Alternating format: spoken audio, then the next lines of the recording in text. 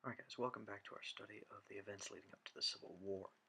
And just to kind of recap here where we left off, the issue is California being admitted as a free state and what to do with all this territory taken from Mexico. Henry Clay's got a big compromise on the floor of the Senate there that has to be debated and discussed there. President Millard Fillmore greatly supports this compromise. Fillmore signed the compromise, believing that it would create the middle ground needed to prevent the nation from tearing apart. But the result left both slave owners and abolitionists furious. This alienates a lot of the Whig supporters from the North because it's seen as giving a lot of concessions to the South. The South sees the Compromise of 1850 as giving concessions to the North. No one's really happy. Southerners were angry that California entered the Union as a free state, and Northerners were outraged over the fugitive slave law that required U.S. Marshals to capture escaped slaves and return them to the South. So just to recap, California would be admitted as a free state, and the slave trade was banned in Washington, D.C. This was part of the compromise that would please the North. To make the South happy, territories would vote on the issue of slavery, using popular sovereignty except California, and a tougher fugitive slave law was passed, which would require people to help runaway slaves be returned to their masters. This really outraged people in the North, and there were many more African Americans who would, even free ones who would become slaves, and others would run away to Canada to avoid being captured. The juries in the North often refused to convict people who helped slaves escape. Beyond federal marshals, bounty-hunting slave catchers also began snatching up black men, women, and children, whether they were former slaves or not. For abolitionists and many tentative Fillmore supporters, it was the last straw. 2 years later, this book comes out written by Harriet Beecher Stowe, who's the daughter of the temperance minister Lyman Beecher, and it's called Uncle Tom's Cabin. And she writes this, and even though the story is fictional, it totally describes how awful slavery is, and it's a huge bestseller in the North. Southerners would end up calling this thing false propaganda, but it didn't change the fact that this truly showed just how bad slavery was in America and how slaves were treated.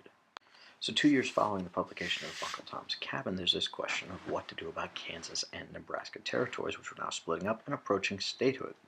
Now, the problem is that both of these were north of the Missouri Compromise line, which would mean that they would both enter as free states, which was totally unacceptable to the South. Senator Stephen Douglas, a Democrat from Illinois, proposes that the territories decide the issue on popular sovereignty. Just let them vote on the issue. And there, President Franklin Pierce agrees this, hoping that this is going to end the issue of slavery and the debate in Congress. Congress was planning a major upgrade for the nation: a transcontinental railroad.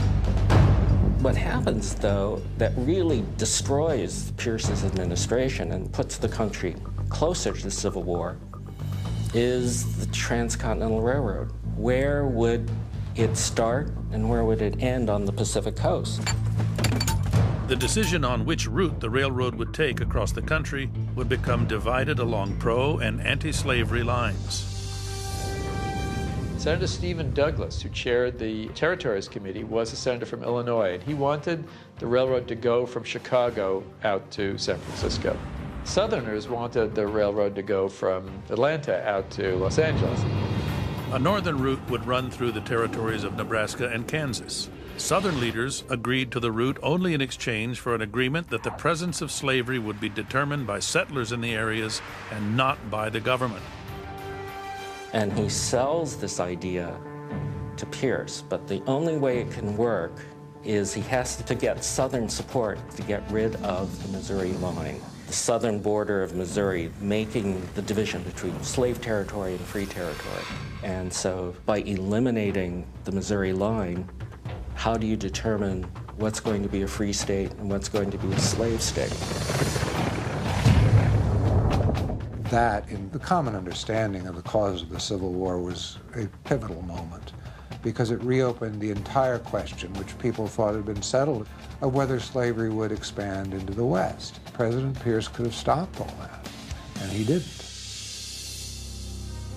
Senator Douglas introduced the Kansas-Nebraska Act, which Pierce signed in May of 1854.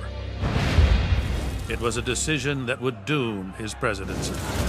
The problem is that pro-slavery and anti-slavery settlers flood into the territory.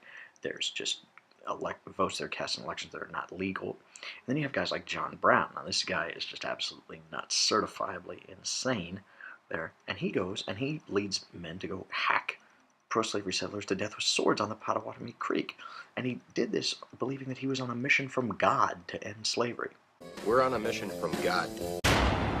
The Kansas-Nebraska Act allows a vote of the settlers to determine whether it's going to be a free state or a slave state. What happens in Kansas is that all these different groups rush in and try to establish a majority of either free soilers, people who don't want slavery, or people who are pro-slavery.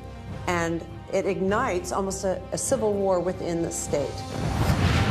Over the next 2 years, newspapers reported the chaos of what they called Bleeding Kansas, and some 55 people were killed. Well-known abolitionist John Brown and his sons hacked 5 pro-slavery men to death with swords.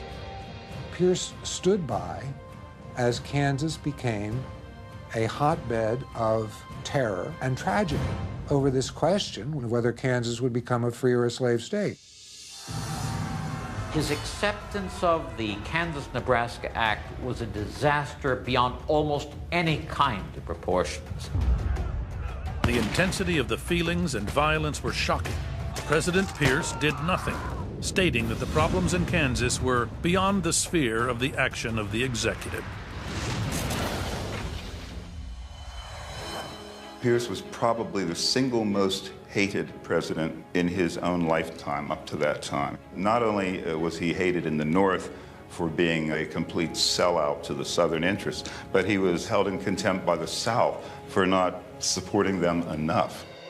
The president, who is supposed to be the one who represents the country as a whole, found that there was no country as a whole to represent. There were these 2 different sections, and to try to somehow pull them together would have been beyond the capacity of any individual. Pierce was so unpopular at the end of his term that, like Fillmore before him, the Democrats refused to renominate him. Pierce's weak leadership didn't just wreck his political career. It had inflamed the conflict between North and South, and the next president would do nothing to stop it.